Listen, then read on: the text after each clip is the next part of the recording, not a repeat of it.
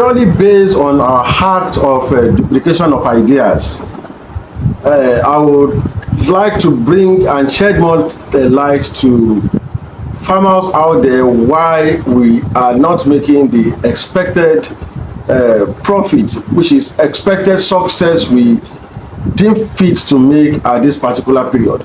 So make sure that you watch this video to the end. Make sure that you subscribe to this YouTube channel. Make sure that you subscribe to follow us on all our social media handle. Follow us on Facebook, you follow us on Twitter, you follow us on our LinkedIn, and you follow us on Instagram. So with this, you can have opportunity to get more ideas, to get more information, to bring here live on Catfish Solution Place. Once again, my name still remains Odutola Isa Abiodun, your anchor. So make sure that you watch this video to the end.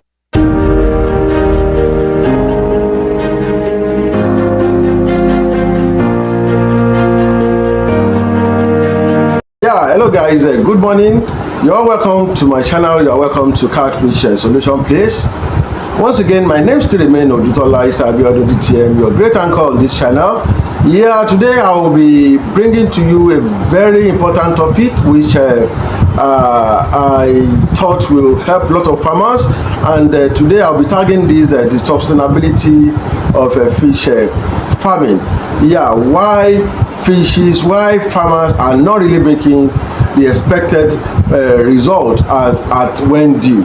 Yeah, but on this video may be on part 1, part 2 as well, because it's going to be a little bit elaboration of expression based on ideas that I've collated and ideas and that I've done through practice for many years, and I have to sit down to look at why and what is the problem. And based off my experience going to a lot of farms and seeing a lot of other people's are doing, and I'm trying to see what can cause this major problem we're having in fish farming industry.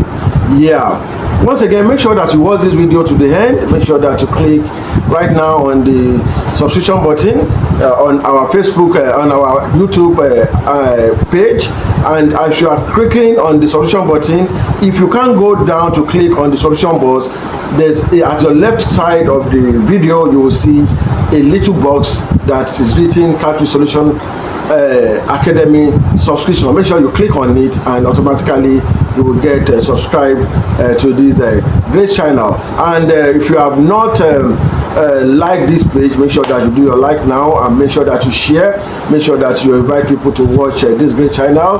Make sure that you share it to a prospective farmer, maybe a brother, a sister that knows that one really want to go into fish farming, or those that are having problem in fish farming. Make sure that you share these great videos to them. So then again, I will be going on with this my great topic today. Yeah, what am I really talking about today? I'm talking about how to sustain your farm. What are the causes that may stop you for sustaining your farm at this particular period? Yeah, but I would like to point out this. We have been in this business for a very, very long time now, and I know most of us have inherited this business from our fathers, yes, but personally I've been in this business for over 20 years now, and automatically I can talk about why are we not making the expected profit as deemed fit. But note, the country himself is not even encouraging you for huge expansion. What I mean by that in agriculture, because one, I was in my areas a few days ago, and I saw some task force, that means state government officials that come to arrest some farmers that they are having what we call the environmental hazard in the community. And checking through this is a community, this is an estate that we all know the person is into fish farming, and the person maintain even the gullet, that means the drainage of the estate on a weekly basis, and we all know it's neat and everything is okay. But by the end of the day, the guy is being taxed heavily, and in short, as I'm telling you, the guy is tired of running the business. So automatically, the government too are not really helping farmers. I don't know why farmers should be paying huge lot of tax that they are, and even taxing farmers, and things are not really easy. They are not encouraging us on the feed aspect of feed. They are not encouraging us on giving subsidized materials for farmers to run well. They are not encouraging us for giving us very good off-takers to sustain our price. So I don't know why they are even giving farmers headaches. So sometimes I need to think about this, and I can't really quantify what is really happening in the country. So these are one of the major problems we are having. So apart from the major problem I just mentioned, I'm going to talk about a very, very important problems that most people pleaded negligence to, and it's affecting us drastically. So what am I talking about? I'm talking about the difference between the local feed and the extruding feed and the floating feed. Yeah, floating feed come to existence not quite longer years ago, but then we have been using the floating feed of like the likes of Copens. We have been using the likes of Ziegler. We have been using the likes of Durante and co, which is floating. Yeah, which we recognize is floating. But majorly what we do then is that what is really practical to farmers and making things cheaper for us is what we call our locally made pelletized feed, which is the sinking feed. As we all know, catfish farm is what we call is a bottom feeder, and for it being a bottom feeder, there's no amount, to me there's no amount of grains, there's no amount of feed you drop into the pond. The fishes will pick them up. They'll pick them up before they get to the bottom of the pond. And depending on how you run your formulation, how you concentrate your feed, what do you use as a binder to bind your feed, the duration of the binding time for your fishes, all this you need to consider this. I bet you I've been running feed mill for years now, and my package for 2mm 2mm package feed then is I think I run it for like 4,000 naira.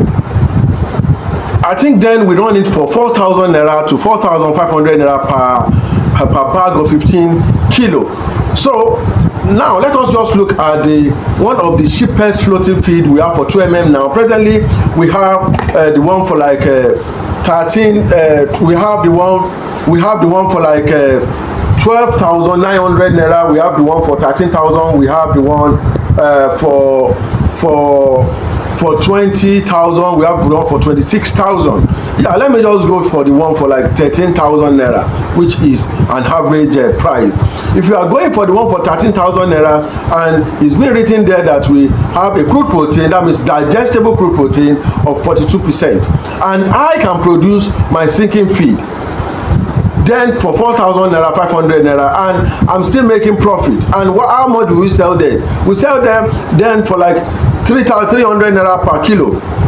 Yeah, we sell for 300 per kilo, we sell for 250 per kilo. We started from 200 per kilo, we sell for 300 per kilo, we sell for 350 per kilo. We now go to 400 per kilo. By the time we got to 450 per kilo, in short, everything was just bomb. Farmers are making huge profit. So for you to formulate your feed for 4,500 naira then, and they are formulating their feed, look at the difference between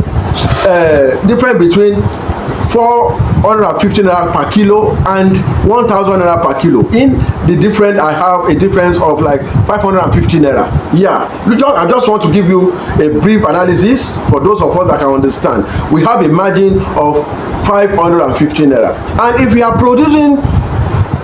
you are selling your fishes now and you are buying a bag for, let me say, 13,000 naira, and you are selling your fishes they are selling fishes now for 1,200 naira, 1,300 naira, some sell for 1,500 naira depending, but the 1,500 naira is not the basic. Yeah, that's the truth, because if you call this market two man, they will price you out for 1,000 naira. They don't bloody care. Or most especially if you are selling melange, they bust you out for like 900 naira. They don't bloody care. They bust you out for 950 naira. They don't bloody care. But let us look at the margin, and the margin we sell the other days. To me, the margin of sale now is still even higher. than the other time, the years that we produce. But for that time, we still make huge profit. We use that money to do good things. We buy land. If you want to buy a car conveniently, you can sell up like 5 pounds and get a car. Yeah, but now things are very, very difficult. Things are very, very difficult. And I try to notice that what is the point that things started getting difficult. I will have to put up this big picture. I'll put it up there. This is over when I was in to do a run. This is my company, AG Wales Nigeria. Yeah, as you can see, we are subsidiary. Carefree Solution Academy is a subsidiary of AG Wales Nigeria. That's our farm brand. So in here you can see the feed for exhibition. This is well over 20 years ago when we are running an exhibition in a farm exhibition in Agege. That means Agege, that's where we are running the mini stadium when we are doing exhibition. So this is my stand. I think this is me staying here. This is my manager, some of my managers staying here. So you can see our products here. These are our bags. This is being bagged for 4,500 naira for 2 mm. They are sinking feed. Yeah, they are sinking feed. For us to produce this kind of sinking feed for 4,500 naira, and we are still gaining lot of profit. Let me now shock you. Inside this feed of 100 kilo, we are putting a fish meal of 1 bag. That means 50 kilo. So our formulations then runs from 50 kilo of Danish or 9999 fish meal. That means the imported fish meal. Yeah, we put 50 kilo.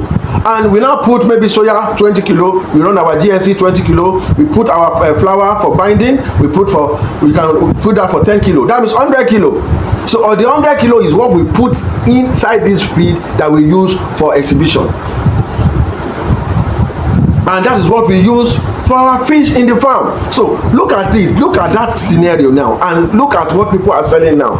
I bet you now, I was running a formulation yesterday for one of my great clients that we just install an extruder to the client. In short, I am not really happy about this. That's why I'm making up this topic today. I'm not happy. So I'm going to take this topic to like part 2, because I'm going to call it for the duration of the channels, not to bore most of us. I'm not really happy at all. So as we can produce that data, I will try to increase the digestible protein for my client yesterday, and I find it very, very difficult because of the cost that is giving me by the end of the day.